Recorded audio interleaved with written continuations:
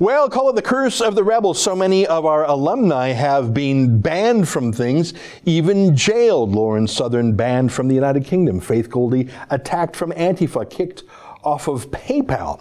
Tommy Robinson sent to jail, almost killed there. And now our fourth alumni, Gavin McInnes, has been summarily banned from Twitter as well. I don't know, am I doing something?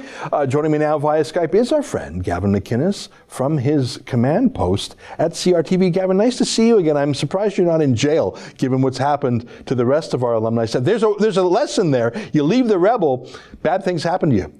No, that's not the lesson. The lesson, all the white nationalists were right. They told me that you're a Zionist, you're controlling the shekels, and you're going to ruin my life. Everyone who goes near you is destroyed. It's you conniving with Zog to ruin lives, and we've had enough of it.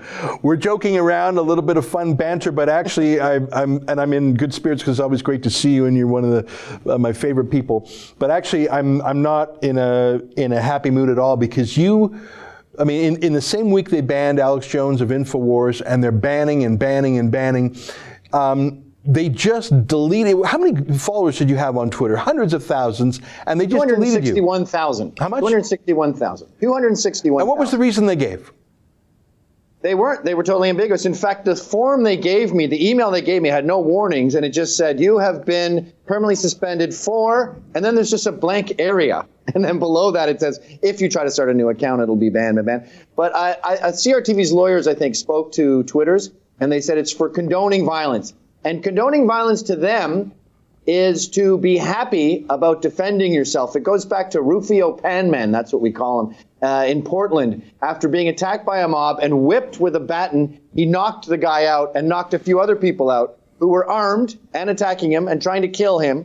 And he was totally unarmed. So he said, wow, what a great punch. The punch word heard around the world. Alex Jones had him on. Alex Jones was banned. I had him on. I was banned. Rufio's banned. Every single Proud Boys account is banned. And it's because the only thing worse than fighting back against the alt-left is being happy that you won. You have to bend over and take it or else.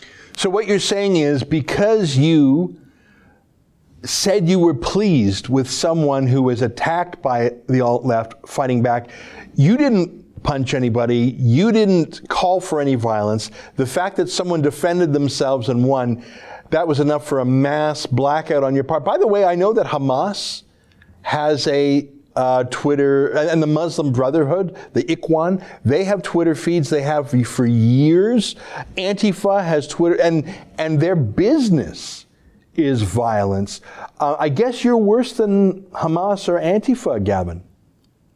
Well, punch a Nazi doesn't mean punch a white nationalist who's working hard to create genocide in 2018. Punch a Nazi means beat up a Trump supporter, punch someone in a MAGA hat, which they do on a regular basis. We also have BLM talking about killing cops and cops dying. That's the other thing, too. There's no evidence that us defending ourselves has ever hurt anyone who didn't deserve it, who wasn't already attacking us. But all these other groups do have body counts. Mm-hmm. You know, the cops are getting killed. Islamicists did murder people all over Canada and America on a regular basis very recently. Yeah. We just had Danforth, 2 weeks ago? Yeah. But that's different because that is right wing. Now, you mentioned CRTV's lawyers. CRTV is the company you work for now, and it's owned by a wealthy man who can afford things, including fighting.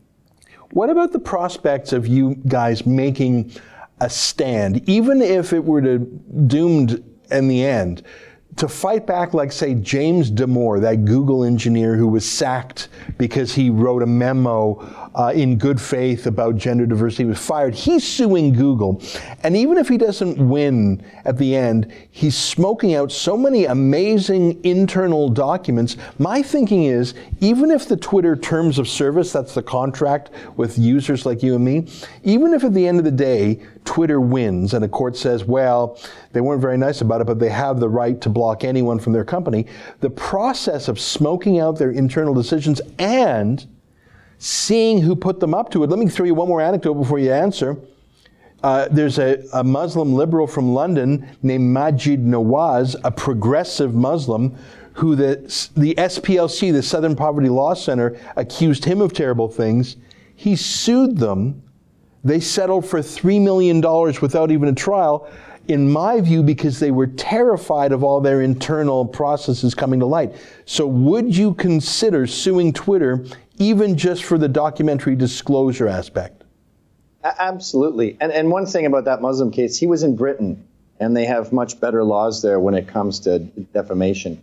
But here in America, suing Twitter is a massive thing, and I'm definitely looking into it. We started talking to lawyers already, getting involved with that. That's like moving Mount St. Helen. But I'm going against all my Canadian instincts here, because we're not a litigious people as Canucks. And I don't like the idea of, getting involved in preventing businesses from doing something. But things have changed, and I am embracing lawfare. We are on a very small local scale. We started suing places that kick us out for being Proud Boys, for wearing MAGA hats. In California, they have very strict laws about political bias and the service industry and refusing people service based on their politics. So we're suing that Griffin Bar that kicked out the Proud Boys. We're suing a company who fired a guy who was there that night. I am now embracing lawfare, and that it doesn't just involve Google and Twitter and big things that take 10 years and hundreds of thousands of dollars. We're also doing it on a local level, because people have to understand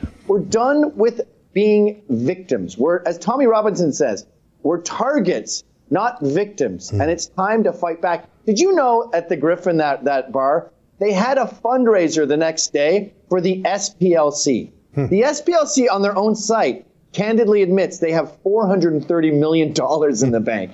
And this little bar in Atwater Village in LA is trying to raise another $300 to put on Scrooge McDuck's pile. Things have gotten out of hand, and you talked about all those people at the beginning of your show. The thing they have in common is not the Zionists. That's obviously a joke, but it is rebels. Just like the Tommy being the lion. We are the only ones who seem ready to fight, and it's sad that there isn't more of us. Yeah, I mean, some of our alumni left in happier circumstances than others, but all of them have that rebel streak. They're challenging the establishment. I remember once upon a time that individual people, eccentric people, dissidents were sort of looked upon with some admiration. They were individuals. They had the courage of their convictions, especially in the UK, where the quirky eccentric was a staple of British life. And he was sort of celebrated for the fact that the society permits that. I don't think society permits quirky dissidents, even if they're occasionally wrong. I think we smash down any nail that's sticking up too high with a hammer. Last word to you, Gavin. Look at Guy Fawkes in Britain. Guy Fawkes was a guy who tried to blow up the Parliament buildings, the Parliament, with big powder kegs. He was arrested for that, sentenced to death, I believe. And the anarchists now, I don't even think they know this, but they wear the mask that is Guy Fawkes' face. They got it from the movie, but the movie got it from the actual guy, Guy Fawkes. Now, Tommy Robinson is an enemy of the state. He's Guy Fawkes. And they are sitting there with their Guy Fawkes masks saying, screw Tommy Robinson. So we've lost, in a sense, a lot of the propaganda war, where the state has managed to brainwash your average rebellious teen into thinking it's rebellious to support more regulation and bigger government. But they're wrong. Rebels want less government. Rebels want more freedom. And I think young millennials, and especially Black Americans, are slowly figuring that out. Well, it's very interesting. It's nice to see you again, my friend, and I hope you fight back against Twitter.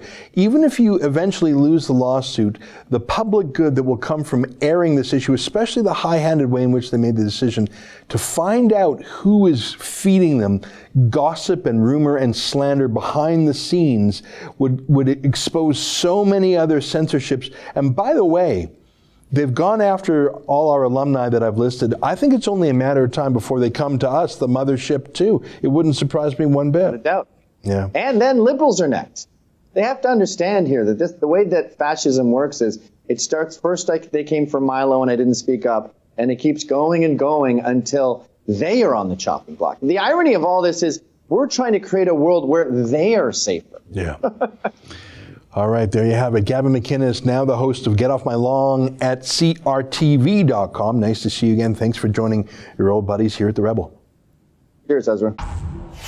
That's an excerpt from my daily TV show, The Ezra Levant Show. Normally it's behind a paywall, but I thought you'd like this video, so we put it on YouTube. If you want to subscribe to watch The Daily Show every day, including always 2 interviews a day, and I read my hate mail, just click on this screen and become a premium member.